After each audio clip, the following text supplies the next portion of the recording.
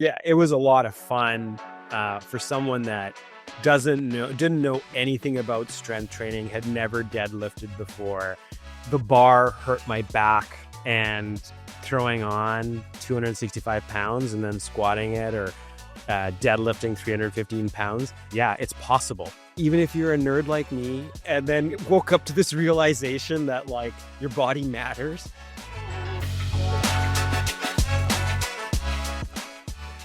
All right, friends, welcome back to the Don't Change Much podcast. My name is Mike Cameron. I'm here with my co-host, Trevor Botkin. Trevor, how the hell are you, man? I'm doing good, man. Thank you for asking. I'm happy to be here. A little bit of I think like for everybody, a bit of a confusing start to the new year, but here we go, right? I mean, what else is there to do? Just keep going on. Well, I can tell you what else there is to do. We can figure out how we're going to expand not only our lifespan, but our health span. And we're going to find out a little bit about that today.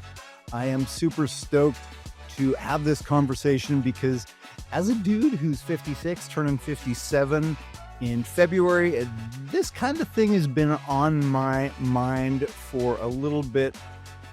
Dr. Zia Poonja is a medical oncologist researcher translating prevention science into practice through clinical practice and applied research. He works at the intersection of medicine, data, and behavior change to prevent disease and help people live well for longer. And I love that because I think that's a really key distinction. Not just live longer, but live well longer. Doctor, welcome to the show. Thank you. Thanks for having me. So tell us a little bit, like let's start with that. What the heck is health span? Sure. So lifespan is how long you're alive. Super simple. Health span is how long you're actually living well. Now, most people are focused on not dying. Very few plan on not declining.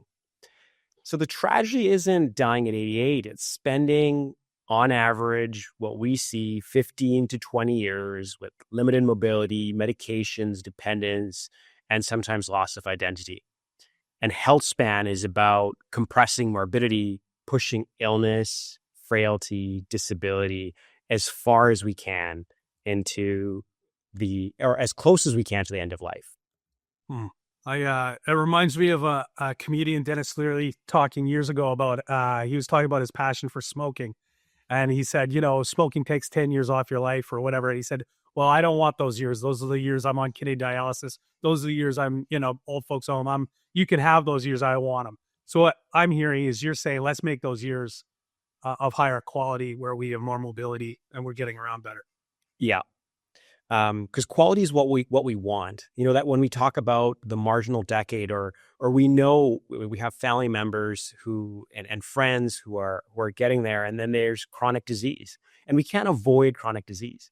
It's in the actuarial tables. One out of 3 are going to develop cancer. 1 out of 3 are going to die from heart disease.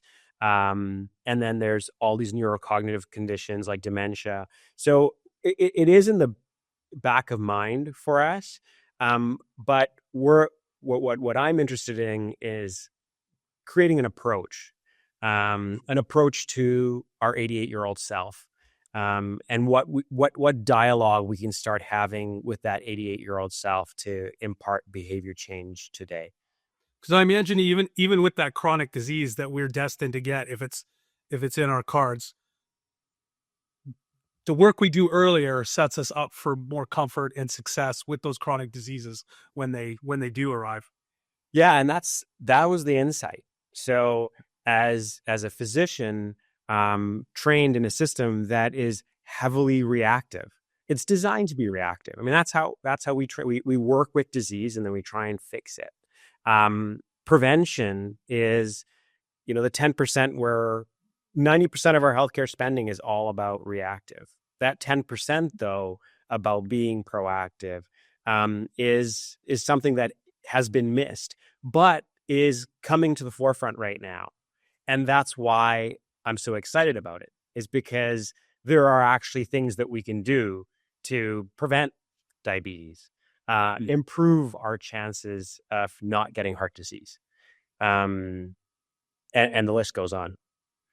One of the things, like, I absolutely love that approach, and I think, both Trevor and I, the reason we're here is for that preventative cause. The reason we're having these conversations is because Trevor and I have been through things in our life that we don't want to see happen to other people. So that prevention piece, the proactive versus reactive, is incredibly important to both of us. My curiosity comes because I have this conversation all the time, and especially when it comes to funding. How do you prove something that you prevent from happening, right? Like, it's easy to quantify, we've got X number of people that get heart disease or cancer, but how do you quantify what doesn't happen? Do you know what I'm asking? Yeah. And that's where we needed to do homework. And turns out we can get testing done and look at markers of metabolic health. We can look at markers of heart health, like lipids, and even simple things like, blood pressure, sleep. There's so many metrics that we can now ping to and not look for what's normal, but what's optimal, and then create some behavior around that. And that's where the magic happens. But we are tracking things. I mean, it must be getting easier. I mean, if my smartwatch is able to track some stuff, and if I can get past this, I don't know. And I think this might be a part of the conversation is, I am still, although I'm very proactive on my mental health now because I've had to be. My physical health, I'm still very, I drag my ass, to be honest. My girlfriend hates it. I'm a guy that lost his father to probably would have been a preventable outcome with the blood cancer he had. And I've had to deal with the anger around that. And I'm still one of these guys that's just got to be forced to go see my doctor for any reason. It has to be an ultimatum from my girlfriend or from a loved one. I don't know what it is in our culture that makes me, I don't know, so reluctant to find answers. And when I do go, and this is the conversation I have when I get home, well, the doctor, most often tells me it's nothing, or it's not nothing. It's this, you just need to do that. And I come home somehow disappointed, like I've wasted my time. And my girlfriend is like, well, what answer are you looking for? Like, did you want it to be something substantial? And don't you feel better knowing that and I'm like, you got me. When I see people in that struggle, I'm always pointing them to this conversation that they need to have with their 88-year-old self. Yes. They need to sit down and I tell them, is it going to be cheer or furious? And, that 88-year-old you is mad if you ignored your sleep, you normalized weight gain, you skipped strength training, you avoided uncomfortable conversations with your doctor, and you waited for a diagnosis before acting. But they're cheering if you're building muscle early, you're protecting your metabolic health, you're not taking on too much stress, and you're investing in prevention when you're just fine. And sometimes that's what they need. And then there's all these other analogies that I try and bring in. I tell them, isn't it wonderful to be fine? Like, it is. Yeah. But I in our culture, the definition of fine, or this whole concept of prevention, is still in its infancy, because everything else we do, like, for example, the car we drive, it has so many sensors built into it, and people now have the tools, right? Like, they got these smartwatches, they got these tools, but it needs to be curated, and a clear signal needs to come across. And I think that's where we need technology. So technology to help people understand it. We also need coaching. We need human coaches, because healthcare is still human. We need a human to connect with another human to say, hey, I totally get that, but you know what? Your blood pressure is this, and these are the 4 things that you can do over the next 3 to 4 months. And then we go into behavior change. My partner, because I've been terrible with my dental hygiene, and my partner is very much about, like, do you understand the linkage between dental hygiene and heart health? And I was like, no, she's a registered nurse. So, she's kind of up on some of this stuff. And so just having those conversations and having the awareness of how all of these things are interconnected. I run ultra marathons. So for the last decade, last year I ran the Tahoe 200 miles. So, I'm fit, but how often do I go see my doctor? How often do I get that blood work done? What you're pinging on also is, why is behavior change so hard? And when I think about behavior change and what actually works, I don't think, like, people don't fail because they lack information. There's a lot of information out there. They're failing because the consequences feel far away. And they're also failing because the progress is invisible until it isn't. And that's where that's the difference maker. And the difference maker is feedback loops. So when you can measure change, call it strength, call it labs, call it recovery, call it the sleep on your device, call it the energy, energy that I have this month compared to the next month. That's when they move. The fear, in my opinion, fear doesn't sustain behavior. It's really seeing progress. That positive feedback loop, because a lot of us get scared, or there's a lot of scare out there. And I will say, if I can't see it and I don't know about it, it kind of doesn't exist until somebody tells me. And it starts with, just knowing that chronic disease doesn't just happen suddenly. It's 10, 20, 30 years earlier. And being proactive is intervening while the body's still adaptable. There's a lot of hope. The benefit of prevention or looking while you're still fine is there are still some practical recommendations that we can make. It's funny because, if my car's making a weird noise, I immediately take it in to the mechanic. Yeah. And beyond that, I get the oil changes regularly. I do all the preventative maintenance to make sure that happens. But somehow, if it's me, like my whole body that I live with, and don't have a choice in the matter, I get one try. Somehow I'm reluctant to do all the same things for myself as I would do for a piece of metal. I don't. Yeah. What's our first step as a dude? What do we do with this information? If someone does nothing else, I would say, number one, strength before symptoms is what I usually say. So muscle is metabolic insurance. Tell people, aim for 2 to 3 days a week of resistance training. And I always tell them, this is about independence later and not aesthetics now. We're talking about picking up your great grandchildren. That's why you're doing the squat. And I'll vouch for that. Part of my history is unhealthy relationship with gym and steroids. And when I'm working out for the aesthetic me, I am taking things way too hard. I'm doing way too much tissue damage. I am eating unhealthy to be able to reduce these calories or increase like this protein to a certain, like, just crazy numbers, right? So yeah, I feel it personally when you say health over aesthetic. Like, there is a difference, and it's hard for me not to get caught up in that. I compare myself to others around me. It's been a really fine line. I've had to walk in the last 6 years with my presence in gym environments. Yeah. And then I move on to sleep. Like, I think sleep is another low-hanging fruit. So protecting sleep is important. Poor sleep, we know, worsens insulin resistance, hormones, and recovery. And then next, I think metabolic health is another piece of low-hanging fruit. So, sorry, doctor, can you define metabolic health for us?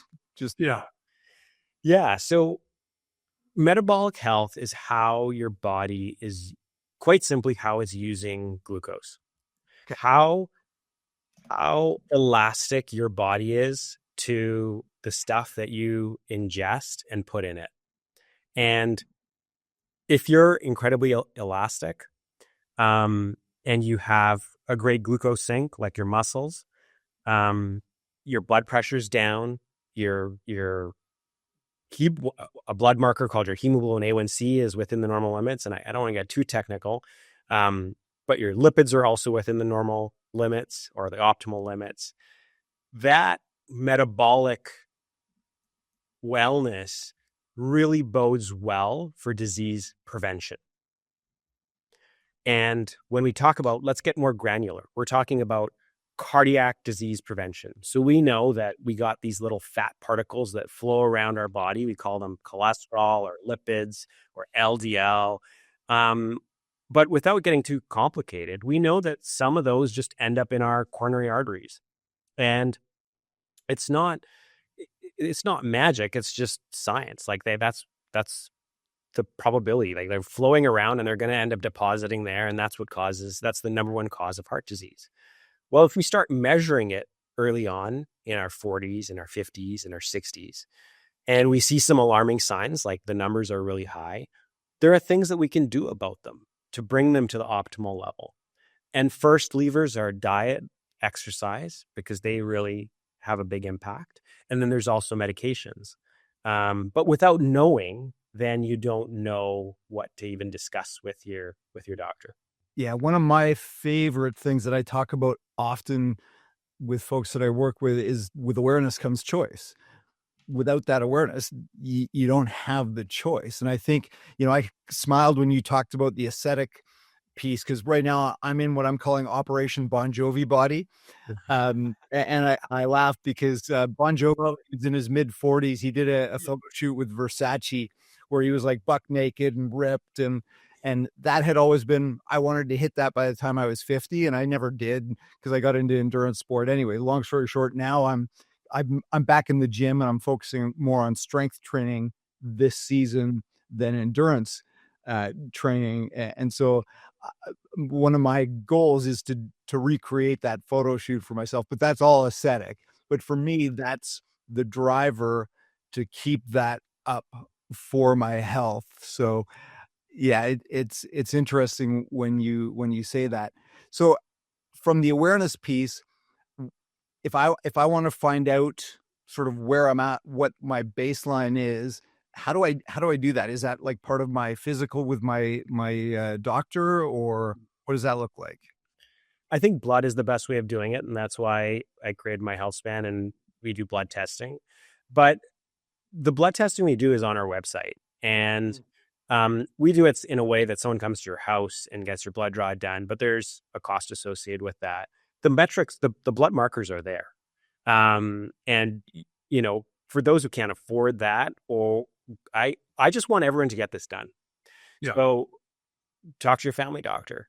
And then understanding it's the other piece, because so drop it in. We created a tool, or our developers created a tool where you can just drop in your lab results and it can, synthesize them and then explain them to you in a way that is clear and tells you what's optimal and what's not.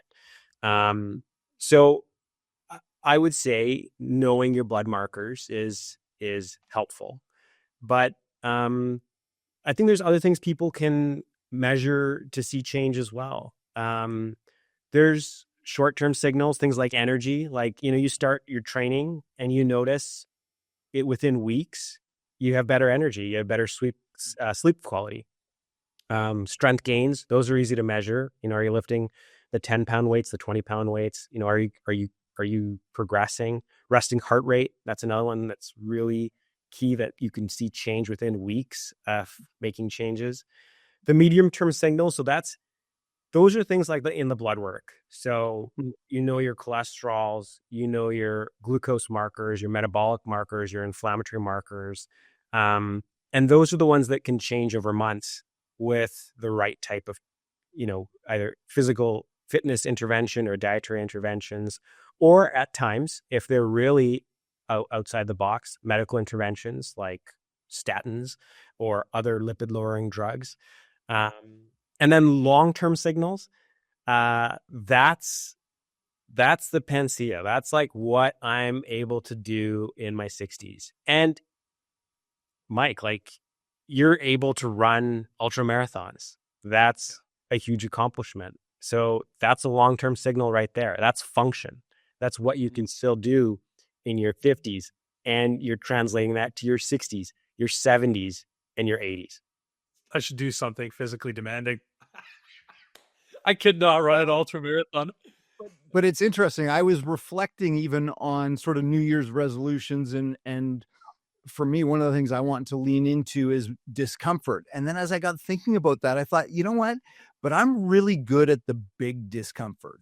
Give me the 200 miler. I'm all over that because that's big, nasty discomfort. But going to my doctor and asking him to do a blood test so I know my markers, like that's the kind of discomfort that I'm not sure I'm ready to sign up for. So I love this conversation. So, doctor, what for those, and we'll come back to my health span, but for those that are just working with their doctor, what kinds of questions should they be asking? Like, what's the vocabulary? Because I don't know what I don't know when I go see my doctor. And if my doctor doesn't bring it up. I completely agree, because healthcare works best when patients are engaged partners and not sitting ducks, not passive recipients. So what I would want people to know is normal is not the same as optimal. Right. So right. Yeah, your glucose, your sugar levels, your blood sugar levels, they're normal.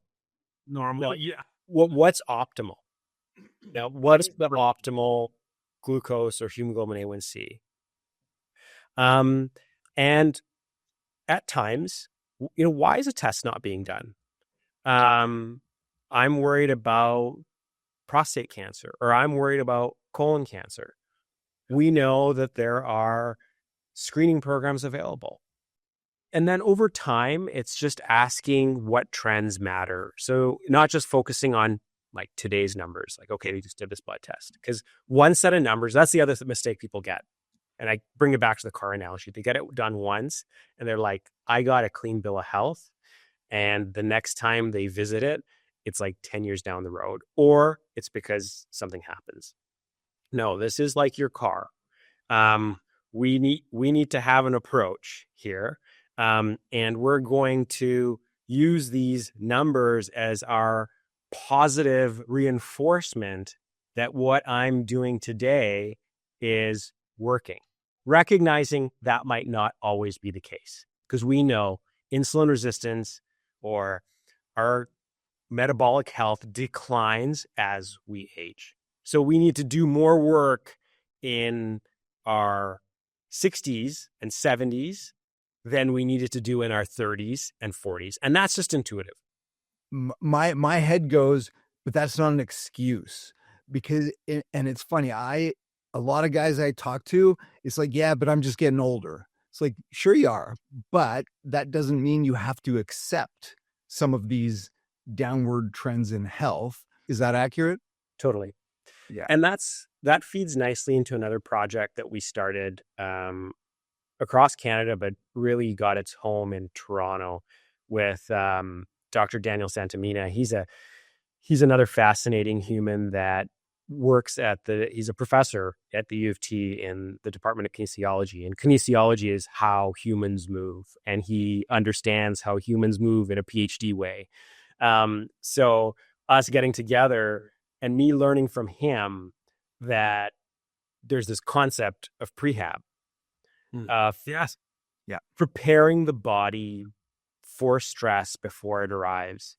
And then seeing all this research he's done with cancer patients, with people who are about to go for surgery. And it's like, it makes sense. The stronger and fitter and more resilient you are, the better you tolerate the outcome. And the data shows it.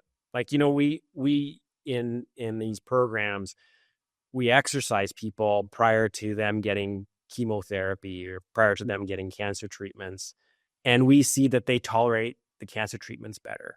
And more than that, in the colon cancer literature, we're showing that, without getting too complicated, we're showing that the benefit of an exercise program is almost as beneficial as the treatments. So there's definitely something there, and the science has now caught up to it. And we just need to make that application easier for us to interact with. I've got a real life example briefly. My father, I was 25 when I lost my father in 2000. He had had a blood cancer his whole life. He was diagnosed in his early 20s. In 2000, he was 49 years old. They had managed this cancer with narcotics his entire life because of his own stubbornness. It turned out in the end, in the not in December 99, his spleen just blew up and massive infection landed him in the hospital. They removed his spleen. The doctors at that point were like, drugs are not going to do this anymore. You need to have a bone marrow transplant. His brother tested as a perfect match. They needed to remove his spleen and he needed to recover before the transplant. And unfortunately, yeah, he had his spleen out, caught a massive infection in the hospital. And that was it before he could get to that transplant that he could have had any time in the previous 20 years and most likely would have made a huge difference. So, this idea, number two, like don't put things off. Because I have in the last 6 years had to deal with some underlying anger I had at my father for, leaving us so soon because it was not 100% avoidable, but could have been avoidable. We can expand that to even blood metrics or blood pressure or anything else. It's that concept of positive reinforcement. Let's not make this negative. Let's not make this about fear, because so much of our society is based on fear. It's you're going to get cancer and you're going to die. You're going to get heart disease, and there's so much of that out there, and that disengages people. I see it all the time. Yeah, they're like, I don't want to get my blood tested. I don't want to know. Yeah, because I can't handle all of this fear. And we're changing the script. By having this conversation, we're changing the script because we're trying to tell people that it isn't about fear. It's about trying to find something real and objective that you can latch onto and watch change in a positive way over time. And you may not see it now, but you're going to see the positive results You're going to later when they really matter to you. Yeah. And that's the ultimate goal. But there are some things that we can see right away. Like with strength training, you give it 3 or 4 months and right away. Even running, like if you've never run before and you just start doing like 10,000 steps or a quick jog, you're going to see a much different you in 2 months. And then I tell people it's the same thing with your blood metrics, your hemoglobin A1C or your markers of how you handle glucose. You see where it is now, find out what optimal is. And there's a mechanism, there's a way for you to see a positive result. Nice. And in doing all of that, that's how we're increasing your health span. That's how we're creating more healthy years. And the payoff is in more than just health span. It's like lifestyle. Because now you're talking about, okay, well, I got to reduce my stress. I got to work on my relationships because that's a big part of who I am. I got to make sure I'm making the right friends in my 40s and in my 50s so that I have a community around me. And then we see, that's the beauty I love to see, because then we see, engaged people. And it's infectious. It's so infectious, right? That's the beauty about it. You get into these groups and you can talk about it. And you can be passionate about it because you can feel it and you feel the progress and you want to tell everyone about it. That is the thing I notice. I always know the first thing I notice when I've gone a period of time without working out and without kind of taking care of myself is like within a day or two, I'm like, why did I quit doing this? And immediately following that is the confidence. I just feel like I'm doing the stuff. I just feel like I'm being proactive and showing up for myself. And yeah, the relationships with the people around me change, the kind of people around it, and my habits change, my sleep patterns, everything just starts falling into a rhythm. I think because I'm just more, anything we work on, we become proud of and care for more. And if that thing I'm working on is myself, then by default, I'm going to care more about myself, the decisions I make and the habits I keep. Yeah, and I think that comes back to the saying, how you do anything is how you do everything. Everything. And I love that question. Don't tell me what's normal, because I actually don't want to be like the average of the population. Tell me what's optimal, because that's what I want to strive for. So that, for me, that's my big takeaway from our conversation is don't tell me what's normal, that I'm in the normal range and so therefore I don't need to do anything. Tell me what's optimal and how do I get there? Yeah, I like that too, actually. That's a big one. So tell us a little bit more about the work that you're doing and where people can find you. For my healthspan, myhealthspan.com. That's where we do preventative health testing for those that are undergoing cancer treatment.